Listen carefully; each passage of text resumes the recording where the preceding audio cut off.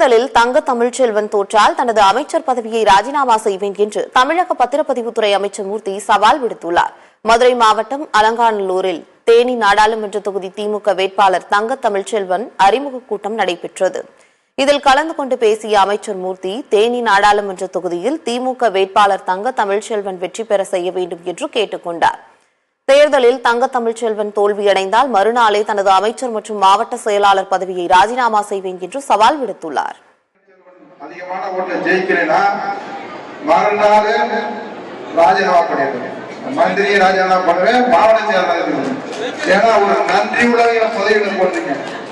இன்னைக்கு 350 மாநிலங்கள் கேவலப்படுத்திட்டாங்க. இருக்க பொறுப்பாளர்கள் என்ன அறிவு இருக்க சகோதரிகளை கூட்டிட்டு வந்திருக்கலாம். யார் உட்கார்ந்து இருக்கணும், ஒரு சகோதரிகள் நெருப்பிட்டு கேவலம் கட்சி ஒரு இயக்கம் நடத்துறதுன்னா என்ன அர்த்தம்? ஏற்கனவே தமிழ்நாட்டுல கடைசி இடத்துல இந்த ஜோலம் தான் இருக்கு.